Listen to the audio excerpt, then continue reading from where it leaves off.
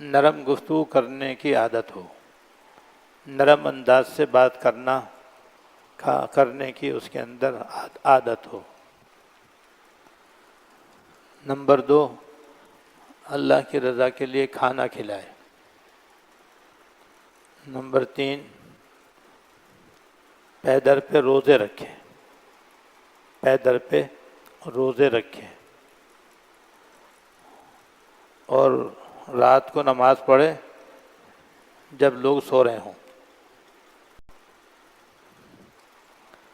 تو اس حدیث میں 4 کام کرنے والے کے لیے اللہ تعالیٰ کی طرف سے جنت میں ایسے بالا خانے بنائے گئے ہیں کہ جو اتنے صاف شفاف ہوں گے کہ اندر سے باہر، باہر سے اندر دیکھو تو کوئی رکاوٹ نہیں ہوگی، جس میں ایک تو اس طرف اشارہ ہے کہ انشاءاللہ تعالیٰ وہ اس کا خاتمہ ایمان پر ہوگا، اور دوسرے انشاءاللہ تعالیٰ وہ جنت میں جائے گا، اور جنت میں بھی اس کو یہ خاص محل اللہ تعالیٰ کی طرف سے عطا ہوں گے۔ یہ تینوں باتیں بڑی اعلیٰ درجے کی ہیں اور ہمارے دین و ایمان کے اعتبار سے ہماری زندگی کا مقصود اصلی ہے۔ ہماری زندگی کا مقصد یہ ہے کہ کسی نہ کسی طرح ہمارا خاتمہ ایمان پر ہو، اور خاتمہ ایمان پر بھی ہو اور اللہ تعالیٰ کی طرف سے ہماری مغفرت بھی ہو، اور ہمارا حساب بھی نہ ہو، یا اگر ہو تو آسان حساب ہو، مشکل حساب نہ ہو، اور خیریت کے ساتھ اور عافیت کے ساتھ جنت نصیب ہو، جو اللہ جل شانہ کا مقام رضا ہے، جہاں اللہ تعالیٰ کی رضا نصیب ہوگی اور باقاعدہ اللہ تعالیٰ اپنی رضامندی کا اعلان فرمائیں گے، جو بہت بڑی نعمت ہے۔ اللہ تعالیٰ ہم سب کو نصیب فرمائے۔ اور پھر جنت میں جانے کے بعد محل بھی معمولی نہیں، یہ خاص قسم کے محل ہوں گے اور بالا خانے ہوں گے، یعنی اوپر کی منزل والے مکان ہوں گے، وہ اللہ تعالیٰ عطا فرمائیں گے 4 کام کرنے پر، اور یہ چاروں کام ایسے ہیں کہ جو بہت ہی آسان ہیں، ان میں سے کوئی بھی مشکل نہیں ہے، ان میں سے کوئی بھی مشکل کام نہیں ہے، چاروں کام بہت ہی آسان ہیں، اور جب آسان ہے تو بس ہمیں اختیار کرنے چاہیے۔ پہلی بات ہے انداز گفتگو نرم رکھنا۔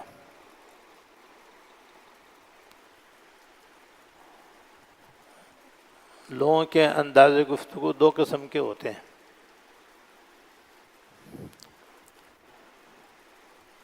جس کے مزاج میں یا تو تکبر ہو یا غصہ ہو۔ عام طور پر غصے کی زیادتی تکبر کی وجہ سے ہی ہوتی ہے۔ تکبر انسان کے دل کے اندر ہوتا ہے، تو جس کے دل میں تکبر ہوتا ہے اس کا انداز گفتگو بھی اکڑ والا ہوتا ہے، جیسے اس کی گردن اکڑی ہوئی ہوتی ہے، اس کا سینہ تنا ہوا ہوتا ہے، اس کی چال میں اکڑاؤ معلوم ہوتا ہے، اس کی گفتگو میں بھی بڑا پن اور درستی اور سختی پائی جاتی ہے، اور تکبر ہی سے غصہ ہی پیدا ہوتا ہے۔ تو اگر غصہ بھی اس کے ساتھ ساتھ ہو تو کریلا نیم چڑھا ہو جاتا ہے۔ کریلا ویسے ہی کڑوا ہوتا ہے، اگر نیم کی درخت پہ اس کی بیل چڑھ جائے تو اور کڑوا ہو جاتا ہے۔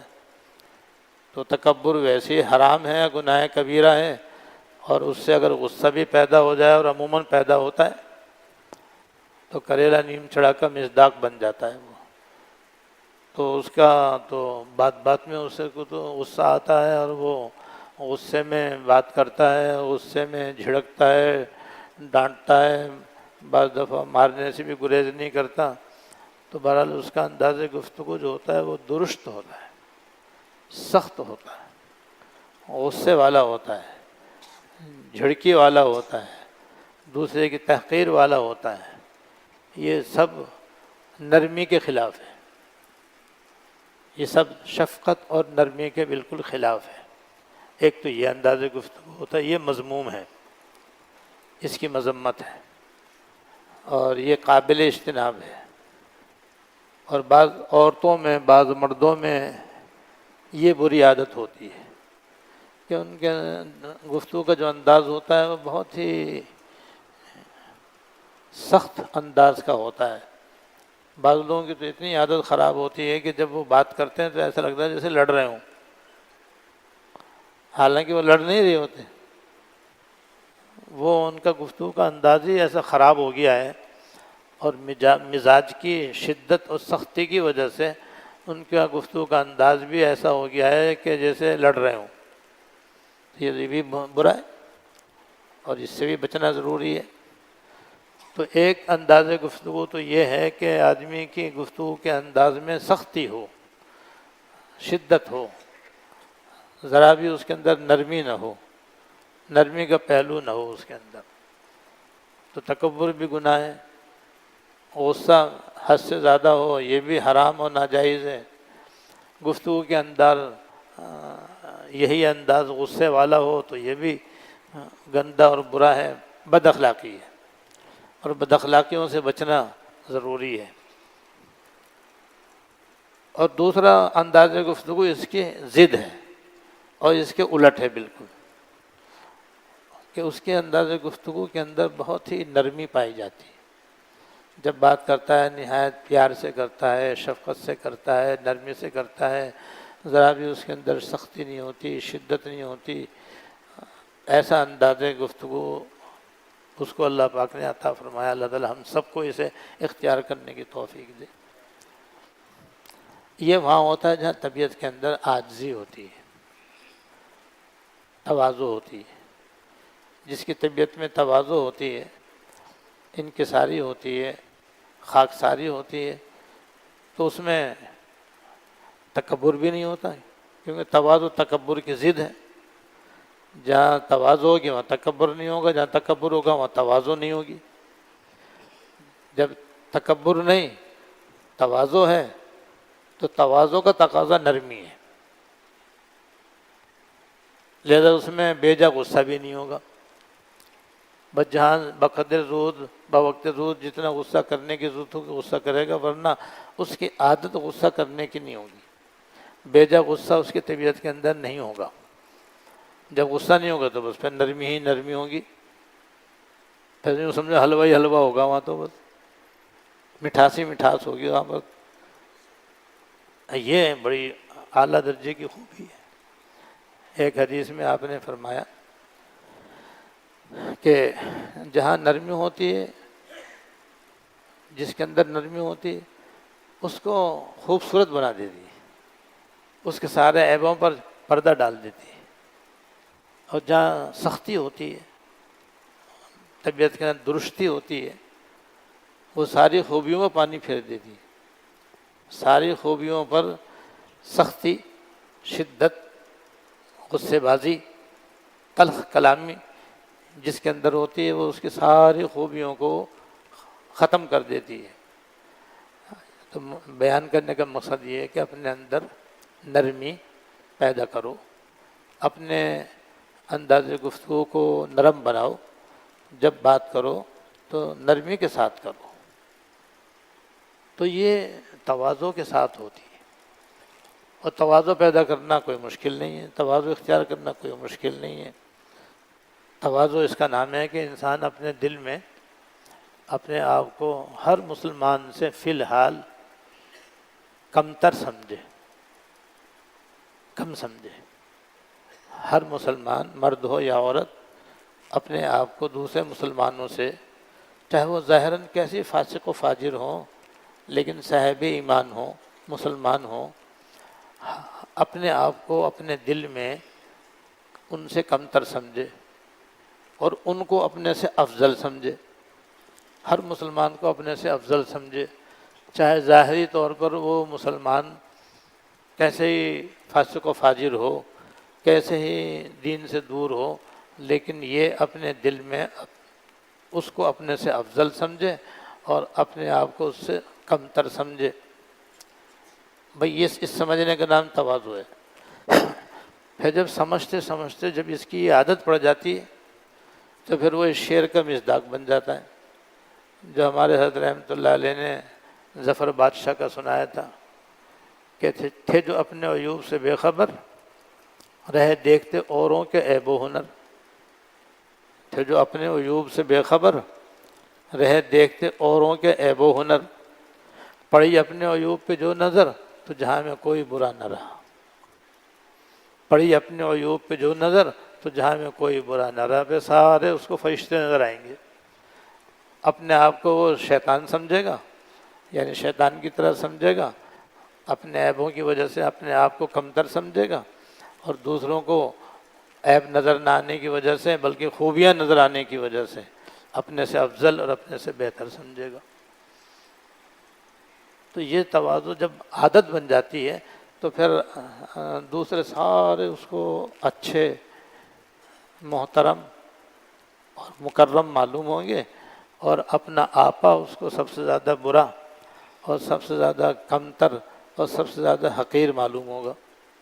اور جب یہ بات ہوگی تو بس اس کے چلنے میں بھی تواضع ہوگی، اس کے اٹھنے بیٹھنے میں بھی تواضع ہوگی، اس کے لیٹنے بیٹھنے میں بھی تواضع ہوگی، یہاں تک کہ اس کے انداز گفتگو کے اندر بھی تواضع اور عاجزی اور نرمی پائی جائے گی۔ اور یہ نرمی سنت سرکار دو عالم صلی اللہ علیہ وسلم۔ جب آپ یہ بات ارشاد فرما رہے ہیں تو آپ کے اندر یہ کیسے ہو سکتا ہے کہ تواضع نہ ہو؟ آپ تو امام المتواضعین ہیں، آپ تو امام المتواضعین ہیں، آپ سے بڑھ کر کسی میں تواضع نہیں ہو سکتی، اتنی آپ کے اندر تواضع، لہذا آپ کے طبیعت کے اندر بہت ہی زیادہ نرمی پائی جاتی تھی۔ متعدد واقعات احادیث طیبہ کے اندر آتے ہیں کہ ان واقعات میں سخت غصہ آدمی کو آنا چاہیے، مگر بجائے غصے کے آپ نے بہت ہی زیادہ پیار، نرمی، شفقت کا برتاؤ فرمایا۔ چنانچہ ایک اعرابی کا واقعہ حدیث میں آتا ہے کہ وہ مسجد نبوی میں آئے اور ایک طرف بیٹھ کے پیشاب کرنے لگے۔ صحابہ کرام دوڑے کہ ٹھہرو ٹھہرو ٹھہرو، یہ کیا کر رہے؟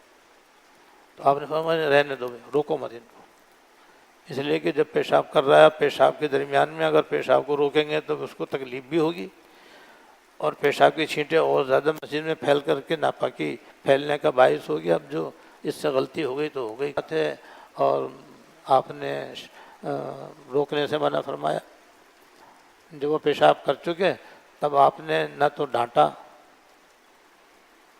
نہ مارا، نہ سخت لہجے میں بات کی، بہت ہی شفقت اور نرمی سے فرمایا کہ بھائی یہ مسجد ہے، اور مسجد جو ہے اس جیسے کاموں کے لیے نہیں ہے، مسجد تو اللہ کے عبادت کے لیے ہے، نماز کے لیے ہے، ذکر و تلاوت وغیرہ کے لیے ہے۔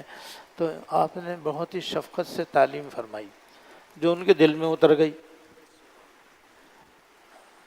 اور انہوں نے کہا کہ بھئی اس سے زیادہ حضور سے بڑھ کر میں نے کسی کو شفیق اور مہربان معلم نہیں پایا۔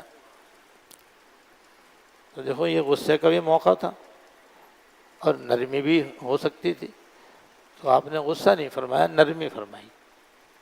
تو ہر استاد کو ایسے ہی ہونا چاہیے کہ عام حالات میں اپنے شاگردوں کے ساتھ شفقت کا معاملہ کرے، پیار کا معاملہ کرے، نرمی کا معاملہ کرے۔ ایسے ماں باپ کو بھی چاہیے کہ اپنی اولاد کے ساتھ شفقت کا، پیار کا، نرمی کا معاملہ رکھیں، خاص طور پر جب وہ بڑے ہو جائیں، بالغ ہو جائیں یا بالغ ہونے قریب ہو جائیں یا پورے بالغ ہو جائیں، تو اب ان کا اکرام کرنا چاہیے، ان کا احترام کرنا چاہیے۔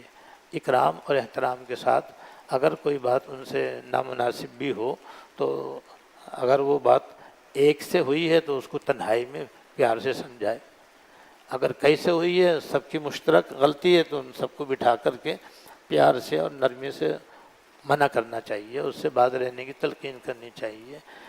یہ جو آج کل کا رواج بن گیا ہے کہ استاد آج کل کا قصائی ہوتا ہے، یعنی وہ بغیر مارے پڑھانا نہیں جانتا، تو حقیقت یہ ہے کہ وہ استادی نہیں جو بغیر مارے پڑھانا نہ جانتا ہو، بلکہ اناڑی ہے وہ۔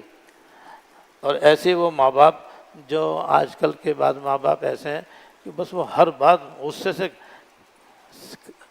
صحیح کرنا چاہتے ہیں، چھوٹے چھوٹے بچوں کو بری طرح سے ماریں گے، بچیوں کو ماریں گے، بیوی کو ماریں گے، گھر والوں بہن بھائیوں کو ماریں گے، وہ ہر بات میں غصہ، ہر بات میں غصہ، ہر بات میں غصہ۔ یہ انہوں نے سمجھا رکھا کہ اس سے اصلاح ہوگی۔ بھائی حد سے زیادہ غصہ تو نقصان دہ، ناجائز۔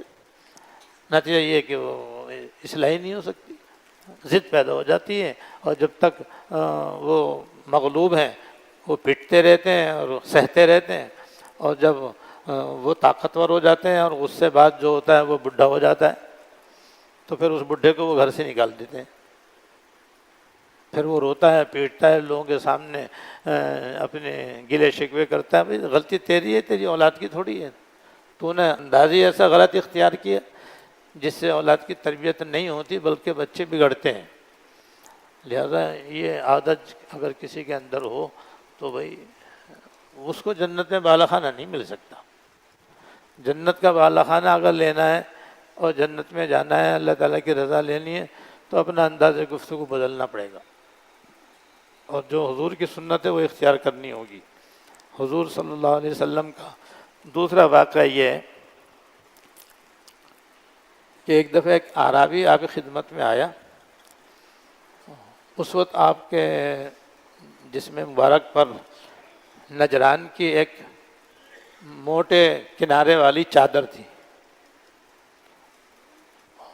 اس نے زور سے چادر کو کھینچا آپ کی، اور اتنی زور سے کھینچا کہ ایک تو چادر پھٹ گئی، اسے کنارہ حضور گلے میں آ گیا، اور حضور اس کو کھینچ کر وہ اپنے سینے تک لے آیا، آپ کا سر مبارک اس کے سینے تک چلا گیا، اور گردن مبارک میں بھی اس چادر کا لال نشان پڑ گیا۔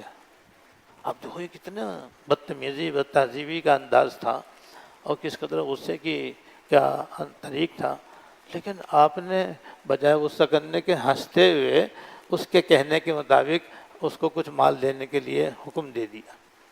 اس نے یہ کھینچ کر کے، یہ گستاخی کر کر کے اس نے یہ کہا کہ مجھے جو مال اللہ نے آپ کو دیا اس میں سے میرے لیے بھی حکم دیجئے، مجھے بھی ملے، مگر انداز اس نے جو کیسا غصے والا اختیار کیا۔ لیکن حضور نے غصہ نہیں فرمایا، یہ آپ ایک اعلیٰ درجے کے اخلاق کی بات ہے۔ تو بھئی ہم بھی تو حضور ہی کے ماننے والے ہیں، جب ماننے والے ہیں تو بس حضور کے ان واقعات سے ہم بھی سبق لیں۔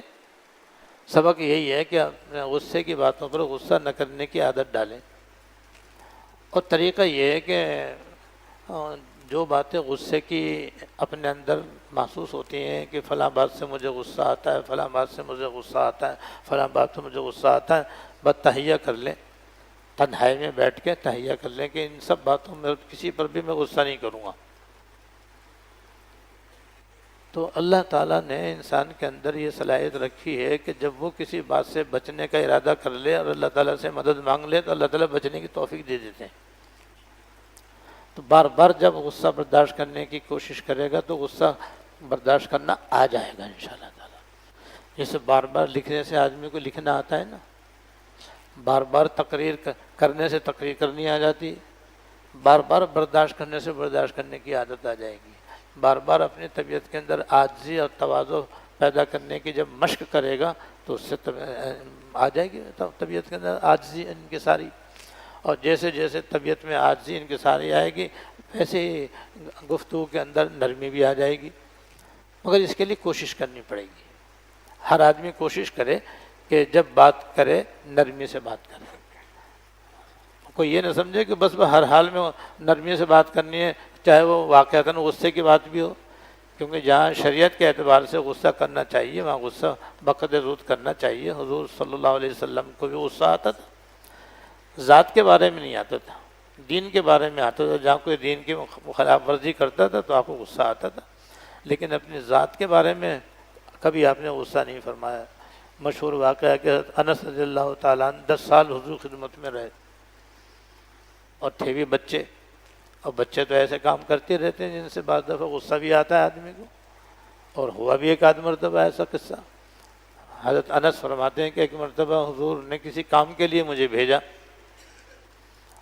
میں گیا کام کرنے کے لیے، راستے میں نے بچوں کو کھیلتے ہوئے دیکھا، میں بھی کھڑا ہو گیا اور ان کا کھیل دیکھنے لگا۔ اس کھیل دیکھنے میں ہو گئی دیر، حضور انتظار فرما رہے تھے کہ میں نے انس کو فلاں کام کے لیے بھیجا ہے، جب دیر ہو گئی تو پھر آپ خود ہی تشریف لائے کہ دیکھو انس کہاں ہے۔ جب آئے تو میں وہاں کھڑا ہوا تھا، تو اب یہ غصے کا موقع ہے، مگر آپ نے غصہ نہیں فرمایا، بلکہ مجھ سے فرمایا انس تم جس کام کے لیے میں نے کہا تھا گئے؟ کہا حضور بس ابھی جا رہا ہوں، غصہ نہیں فرمایا آپ نے۔ وہی تو حضور کی سنت ہے کہ غصے کے موقع پر غصہ نہیں فرماتے تھے، تو بس ہمیں حضور کی سنت پر عمل کرنا چاہیے۔ انک لعلی خلق عظیم، اللہ پاک نے آپ کے اخلاق اور اعلیٰ اخلاق کی اللہ تعالیٰ نے تعریف فرمائی ہے، تو آپ اخلاق کے اعلیٰ مقام پر فائز تھے، تو ہم انہی کی تو امتی ہیں۔ جب ان کے امتی ہیں اور انہی کا یہ بھی ارشاد ہے جو میں نے ابھی آپ کے سامنے بیان کیا ہے، لہذا آج ہم یہ سبق یہاں سے لے کر جائیں کہ انشاءاللہ تعالیٰ ایک تو اپنے اندر سے تکبر دور کریں گے، نمبر 2 بیجا غصہ جو ہے ختم کریں گے اپنا، اور جب یہ 2 چیزیں ختم ہوں گی تو تواضع انشاءاللہ پیدا ہوگی، تو تواضع کی کوشش کریں گے، اور اس کے بعد پھر اپنے انداز گفتگو کو انشاءاللہ نرم بنائیں گے۔ چھوٹوں کے ساتھ بات کریں تب بھی، برابر والوں کے ساتھ بات کریں تب بھی، دوستوں کے ساتھ بات کریں تب بھی، ماں باپ ہوں تو وہ بھی اپنی اولاد کے ساتھ پیار سے نرمی سے بات کریں، استاد ہو تو وہ بھی اپنے شاگردوں سے پیار اور نرمی سے بات کریں، جو بھی ماتحت ہوں ان کے ساتھ بھی۔ ہاں کوئی ناجائز و خلاف شرع کام کرے لیکن اس میں بھی ہر وقت ہر دم ہر جگہ غصہ نہیں ہے، کہیں کہیں کبھی کبھی جہاں وہ مفید ہو وہاں پہ غصہ کریں بقدر ضرورت، ورنہ نہ کریں۔ بندے نے سب سے پہلے اپنے حضرت والد صاحب رحمۃ اللہ علیہ کو دیکھا، وہ تو ایسے حلیم و بردبار تھے کہ ایسا حلیم و بردبار شاید ہی کوئی اور ہو، یعنی بچپن سے لے کر آخر تک کبھی غصہ کرتے ہوئے دیکھا ہی نہیں۔ گھر میں بھی سب کے ساتھ وہ بڑے نرمی سے بات کرتے تھے، اور باہر تو تھے ہی وہ حلیم و بردبار۔ بھائی کسی کی اصلاح کرنی ہوتی اور اس کے اندر نرمی سے کام نہ چلتا تو شاذ و نادر وہاں غصہ کرتے تھے، ورنہ عام طور پر بس وہ حلیم و بردبار تھے۔ تو اس کا نتیجہ یہ تھا کہ سارے شہر والے ان سے مستفید ہوئے اور دور دور تک ان کا فیض پھیلا۔ زیادہ تر اس میں ان کی نرم مزاجی کا دخل تھا کہ وہ بھی نرم مزاجی کا پہاڑ تھے، وہ حلم و بردباری کا پہاڑ تھے۔ تو اس کے نتیجے میں بہت لوگوں کو، اور بھی بزرگ تھے ہمارے سکر میں، لیکن بعض ان میں جلالی تھے، ان کو جلدی غصہ آتا تھا، تو ان کا اتنا فیض نہیں پھیلا جتنا حضرت والد صاحب رحمۃ اللہ علیہ کا پھیلا۔ پھر ان کے پیر و مرشد ہیں بانی دارالعلوم کراچی رحمہ اللہ، بندے کو 5 سال ان کی خدمت میں رہنے کا موقع ملا، کبھی غصہ نہیں فرمایا، بلکہ جب وہ اپنے دارالفتہ میں بیٹھتے تھے تو بس اس وقت میں بس ایک طرف کھڑے ہو کر کے ان کے انداز گفتگو کو دیکھتا رہتا تھا کہ وہ ایسا تھا جیسے واقعی ان کے بارے میں ایک شخص نے مضمون لکھا ہے جو مفتی اعظم نمبر کے اندر چھپا ہوا ہے، اس کا عنوان مجھے بڑا پسند ہے۔ وہ عنوان یہ ہے کہ ان کی باتوں میں گلوں کی خوشبو، ان کی باتوں میں گلوں کی خوشبو، یعنی ان کا انداز گفتگو ایسا جیسے پھول برس رہے ہوں، پھول جھڑ رہے ہوں۔ اردو کی یہ کہاوت بھی ہے کہ بھئی یہ ان کا انداز گفتگو تو ایسا جیسے پھول جھڑ رہے ہوں، یعنی بہت ہی پیارا انداز گفتگو کا۔ تو یہ کسی کسی کو نصیب ہوتا ہے، میں نے بتا دیا یہ اس کو نصیب ہوتا ہے جس میں تواضع ہوتی ہے۔ ہمارے حضرت رحمۃ اللہ علیہ تو اپنے آپ کو لاشے محض سمجھتے تھے، ان کے اٹھنے بیٹھنے سے، چلنے پھرنے سے، بولنے چالنے سے بس تواضع ہی تواضع ٹپکتی ہوئی محسوس ہوتی تھی۔ ان کے چلنے میں بھی تواضع تھی، ان کے بیٹھنے میں بھی تواضع تھی۔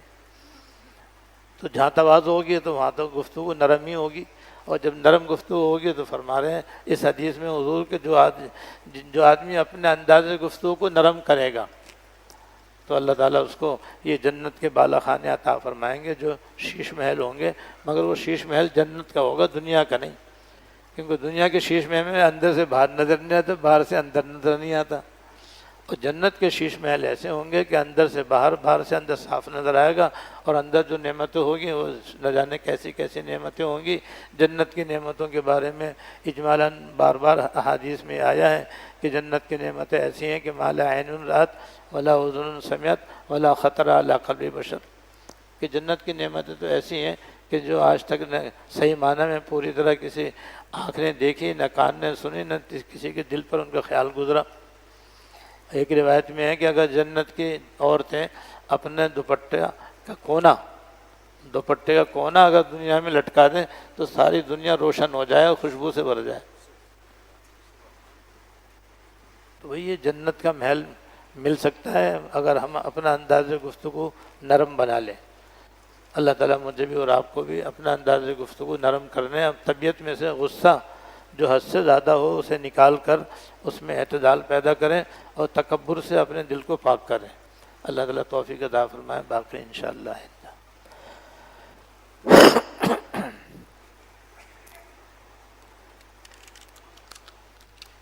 اللهم لك الحمد لا نحصي ثناء عليك أنت كما أثنيت على نفسك. اللهم لك الحمد لا نحصي ثناء عليك أنت كما أثنيت على نفسك.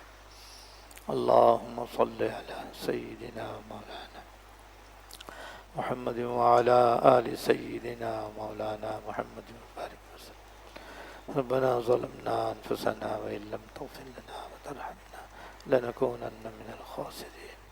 ربنا هب لنا من أزواجنا وذرياتنا قرة أعين واجعلنا للمتقين إماما.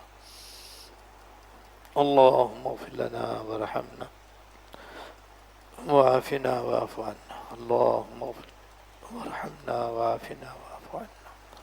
اللهم وفقنا لما تحب وترضى من القول والعمل والفعل والنية والهدي إنك على كل شيء قدير.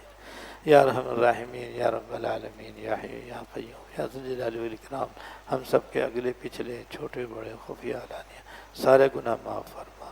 یا اللہ آئندہ بھی تمام گناہوں سے بچنے کی توفیق عطا فرما۔ یا ارحم الراحمین ہمیں اچھے اچھے اخلاق عطا فرما۔ یا اللہ اچھے اچھے اخلاق عطا فرما۔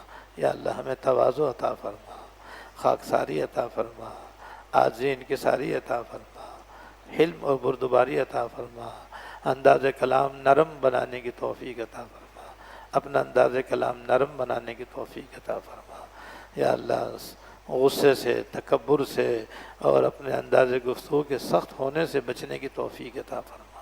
یا اللہ اس سے بچنے کی توفیق عطا فرما، اور محض اپنی رحمت سے، اپنے فضل سے، اپنے کرم اور حضور کے صدقے جنت کے بالا خانے ہم کو بھی عطا فرما۔ یا اللہ ہمیں بھی عطا فرما۔ یا اللہ ہماری ساری بیماریوں کو دور فرما، ساری پریشانیوں کو دور فرما۔ چکن گونیا کی وبا کو اپنی رحمت سے دور فرما، چکن گونیا کی وبا کو ہم سے اپنی رحمت سے دور فرما۔ دیگر چھوٹی بڑی بیماریوں سے بھی ہم کو نجات عطا فرما، عافیت دارین عطا فرما، عافیت دارین عطا فرما۔ پاکستان کو تمام بحرانوں سے نجات عطا فرما، گیس، بجلی، پانی کی کمی کو دور فرما، مہنگائی کو دور فرما، عافیت دارین عطا فرما۔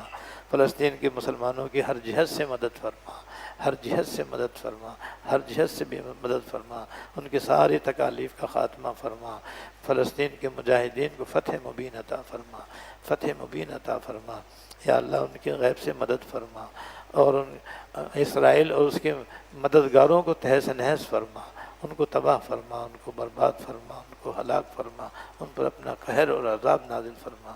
اللہم شتت شملہم، اللہم فرق جمعہم، اللہم دمر دیارہم، اللہم مزق جمعہم، اللہم خرب بنیانہم، اللہم خالف بین کلمتہم وانزل علیہم رجزک وعذابک، وانزل علیہم رجزک وعذابک۔ یا ارحم الراحمین جن احباب نے دعاؤں کے واسطے کہا ہے یا جو یہ بیان سن رہے ہیں یا سنیں گے، ان کی نیک دعاؤں میں ہمیں شامل فرما اور ہماری دعاؤں میں ان کو شامل فرما۔ یا اللہ حضور صلی اللہ علیہ وسلم نے دنیا اور آخرت کی جتنی بھلائیاں آپ سے مانگی سب عطا فرما، جن جن چیزوں سے حضور نے پناہ مانگی ان سب سے ہم کو پناہ عطا فرما۔ ربنا تقبل منا انک انت السمیع العلیم وتب علینا انک انت التواب الرحیم۔ صلی اللہ تعالی علی النبی الکریم محمد و آلہ و اصحابہ اجمعین، آمین برحمتہ۔